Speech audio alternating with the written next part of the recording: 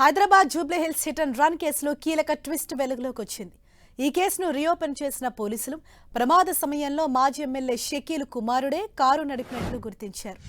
2 ఏళ్ల క్రితం Jubilee Hills road number 45లో ప్రమాదం జరగగా తానే కారు నడిపినట్లు డ్రైవర్ అఫాన్ పోలీసులకు లొంగిపోయాడు.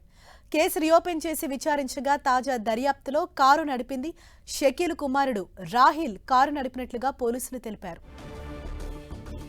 దీనిపై మరింత సమాచారాన్ని మా ప్రతినిధి సునీల్ మనకు అందిస్తారు. సునీల్, జూబ్లీహిల్స్ రోడ్ నెంబర్ 45 లో జరిగినటువంటి ప్రమాదం కేసుని అటు పోలీసులు మరొకసారి రీఓపెన్ చేయడం జరిగింది. 2 సంవత్సరాల క్రితం రోడ్ నెంబర్ 45 లో జరిగినటువంటి కారు ప్రమాదంలో ఒకరు అక్కడక్కడే మృతి చెందడం జరిగింది. అయితే షకీల్ కొడుకే కారు నడిపాడు అంటూ కూడా పెద్ద ఎత్తున గతంలో ఆరోపణలు రావడం జరిగింది. కానీ ఈ కేసులో షకీల్ కొడుకు డ్రైవర్ పేరును అందులో ఇరికించే ప్రయత్నం చేశారు. షకీల్ కొడుకుని తప్పించే ప్రయత్నం చేశారంటూ కూడా గతంలో పెద్ద ఎత్తున ఆరోపణలు రావడం జరిగింది. అయితే పోలీసులు కూడా ఇదే కేసులో జూబ్లీహిల్స్ సంబంధించిన పోలీసులు మాత్రం షకీల్ డ్రైవర్ అంటే కుమారుడుగా ఉన్నటువంటి డ్రైవర్ పేరును పొందుపరుస్తూ షార్ట్ షీట్ లో అతను అరెస్ట్ చేసి రిమాండ్ తరలించారు. కానీ అప్పట్లో షకీల్ కుమారుడు పోలీసులు తప్పించే ప్రయత్నం చేశారు. అధికార పార్టీకి చెందిన గతంలో ఉన్నటువంటి అధికార పార్టీకి చెందినటువంటి షకీల్ తన కుమారుడు తప్పించే ప్రయత్నం అది పోలీసులు చేశారంటూ కూడా పెద్ద ఎత్తున ఆరోపణలు రావడం జరిగింది. ఇప్పుడు మరి కాంగ్రెస్ పార్టీ అధికారంలోకి వచ్చిన తర్వాత పార్టీ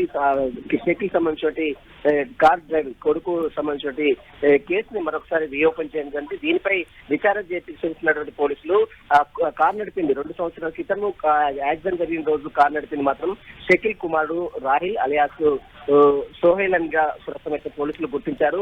ప్రస్తుతం అతను షకీల్ కుమారుడు దుబాయ్కి పారిపోయాడు. ఇటీవల మనం చూసాం ప్రగతి భవన్ గేట్ అని గుర్తినటువంటి కేసులో రోడ్డు ప్రమాదంలో కూడా షకీల్ కుమారుడు రాహిల్ అలియాస్ సాహిల్ కీలక నిందితుగా ఉన్నాడు. ఈ కేసు తర్వాత అతను దుబాయ్కి పారిపోయినటువంటి పరిస్థితి. ప్రస్తుతం ఈ 2 కేసుల్లో అతను నిందితుగా ఉన్నాడు కాబట్టి ఖచ్చితంగా హైదరాబాద్ వస్తే అతన్ని తప్పించే ప్రయత్నం అయితే పోలీసులు చేస్తున్నారు. అతను వచ్చిన తర్వాత ఖచ్చితంగా అరెస్ట్ చేసి జైలుకు పంపించే ఆలోచనలో పోలీసులు ఉన్నారు.